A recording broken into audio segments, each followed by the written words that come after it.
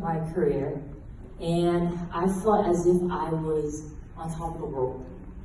I felt I was like strong, invincible, until one day, just one day, I received a call. It said, Valerie, your test came out positive for lymphoma. Then they said, you gotta go to the hospital. I went to the hospital. They said, Valerie, you don't have lymphoma. You have leukemia. And 95% of my cells were cancer already. At that moment, I said, Lord, I don't know what to do.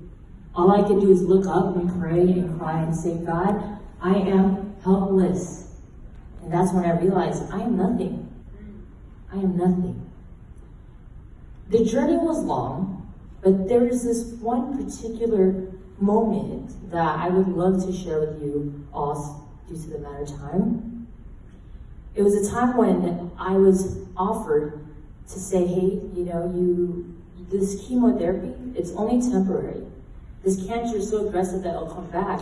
The only thing you need is a bone marrow transplant. This bone marrow transplant, you had to have a match who had a 7 out of 10 HLA typing. With that, I said, all right, who will be my match? They said, your mom and dad cannot be your match because you're made of 50% mom and 50% dad. Do you have any siblings? I said, I have 3. The doctor said, they will be the closest to a match. So we were hopeful. We prayed about it. We were confident.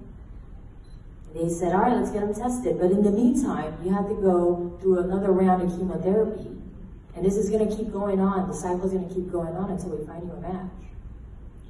In the beginning, I could tolerate the chemo.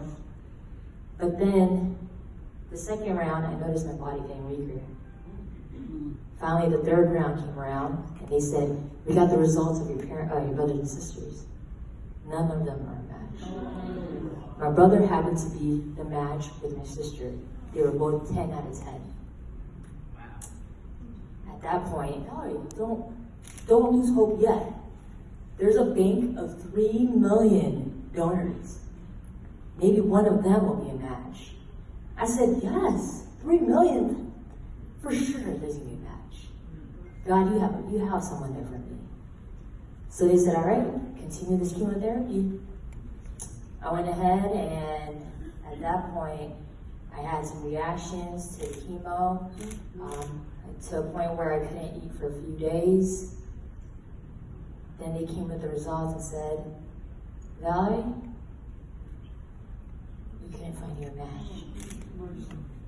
And they said, what nationality are you? I said, I'm Indonesian.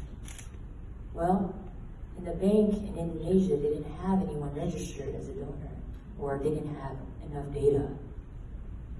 So we don't know what to do, but we have to come up with something. In the meantime, maybe we can come up with a plan where your mom can go to Indo to do a donor drive.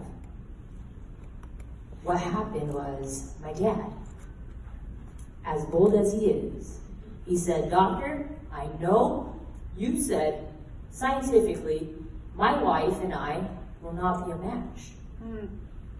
But give us the comfort to try. Oh my God. Yeah. My dad was praying, and he said, no. And we're like, Dad, you're talking crazy right now. This is not possible. The doctor said it. He said, just do it. So that happened. I was on my round 4 of chemotherapy.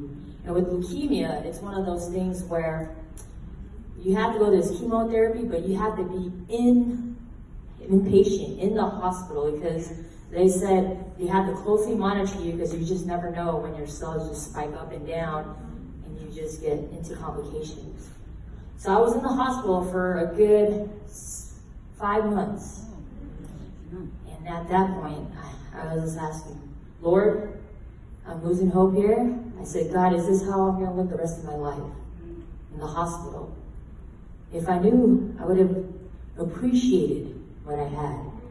appreciated everything that I have gone through. Now this. So they went and I went ahead and did it. But God is so good.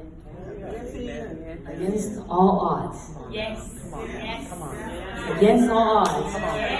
Our God, He did not forget me. He remembered. And He said, Val, He showed me. He showed me and He showed me that against all odds, 95% cancer, I was able to be in remission. I was able to be in remission, and they found out my dad was a 9 out of 10 match. 9 out of 10 match. And although I had complications to the ICU, and they said, Valerie, to my parents, they said, you guys may consider comfort measures because we don't know if she's going to make it through this one. But God is so good. My kidney started working by itself.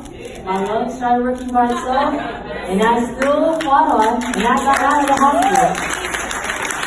And I'm standing in front of you all today, by the grace of God, 6 years cancer-free.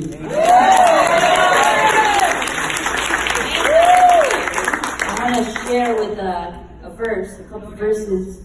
Character that reminded me of my trials was Job. If we read in Job 5, verse 8 through 9, it says, But if I were you, I would appeal to God. I would lay my cause before Him. He performs wonders that cannot be fathomed, miracles that cannot be counted. That's right. So my hope for you all today is, if you go through trials that seems impossible, remember that there's a God. Even if you lose faith.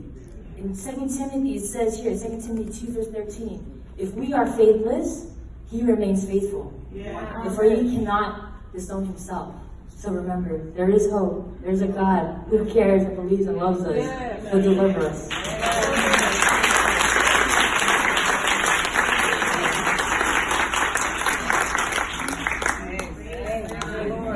Amen.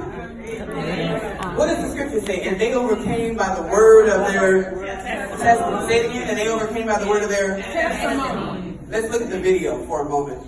Chip, we'll look at that now.